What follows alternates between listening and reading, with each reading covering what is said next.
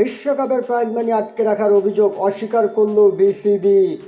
ক্রিকেটারদের বিশ্বকাপের prize money আটকে দেওয়ার অভিযোগ অস্বীকার করেছে দেশের ক্রিকেটের নিয়ন্ত্রণ সংস্থা বিসিবি। ক্রিকেটারদের টাকা আটকে দেওয়ার অভিযোগ অসৎ মন্তব্য দাবি করে তীব্র প্রতিবাদও জানিয়েছেন। সাম্প্রতিক বিসিবি প্রাঙ্গণে গণমাধ্যমের সাথে আলাপকালে ক্রিকেট অ্যাসোসিয়েশন অব বাংলাদেশের কোয়াপ সাধারণ সম্পাদক দেবব্রত পাল দাবি করেন 2023 ওয়ানডে বিশ্বকাপে খেলার সুবাদে যে প্রাইজ মানি পেতেন ক্রিকেটাররা তা এখনও দেয়নি বিসিবি।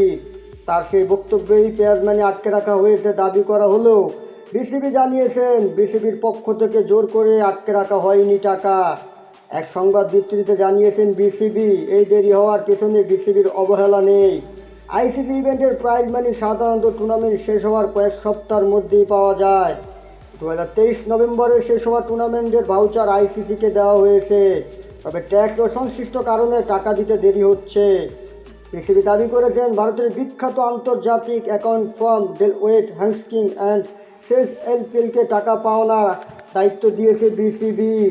তারা ক্রিকেটারদের টাকা আদায়ের বিষয়টি দেখভাল করছে। আগামী সপ্তাহের মধ্যেই বিসিবির হাতে ক্রিকেটারদের টাকা চলে আসতে পারে। শুধু বাংলাদেশই নয়, বিশ্বকাপে অংশ নেওয়া অন্য দেশ ও দলের ক্রিকেটাররাও টাকা পাননি। যদিও সেই বিশ্বকাপের পর টি-20 ফরম্যাটে আরও একটি বিশ্বকাপ আয়োজন সম্পন্ন করেছে আইসিসি।